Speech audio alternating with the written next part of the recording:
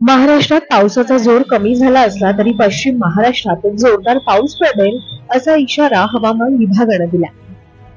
तसेच मराठवाडा आणि विदर्भामध्ये देखील जोरदार पावसाची शक्यता वर्तवण्यात आली आहे। याच विषयीचा आढावा आपण व्हिडिओच्या माध्यमातून घेणार आहोत। मुंबई आणि ठाण्यात मुसळधार पाऊस पडेल असा अंदाज हवामान विभागाने वर्तवला, तर रायगड जिल्ह्यासाठी ऑरेंज अलर्ट जारी करण्यात आला।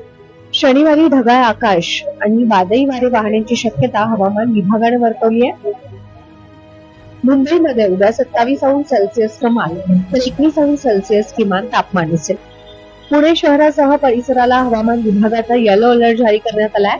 पुणे घाटमाथ्यावर पुढील काही दिवस जोरदार पावसाची शक्यता हवामान खात्याने वर्तवली आहे।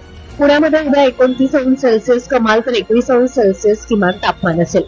विदर्भातील भंडारा, नागपूर, वर्धा, यवतमाळ या जिल्ह्यांमध्ये तुरळक ठिकाणी विजांच्या कडकडाटासह वादळ, सोसाट्याचा वारा आणि मध्यम पाऊस पडण्याची शक्यता हवामान विभागाने वर्तवली आहे।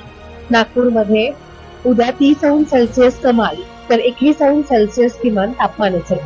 मराठवाड्यातील जालना, परभणी, संभाजीनगर, हिंगोली या जिल्ह्यांमध्ये तुरळक ठिकाणी विजांच्या कडकडाटासह वादळ, सोसाट्याचा वारा 30-40 किमी प्रति तास वेग आणि मध्यम पाऊस पडण्याची शक्यता आहे। संभाजीनगरमध्ये उद्या 29°C कमाल तर 21°C किमान तापमान असेल। एकंदरीतच राज्यामध्ये काही ठिकाणी पावसाने विश्रांती घेतली असली तरी पश्चिम महाराष्ट्रात तुफान पावसाची शक्यता हवामान विभागाने वर्तवली आहे।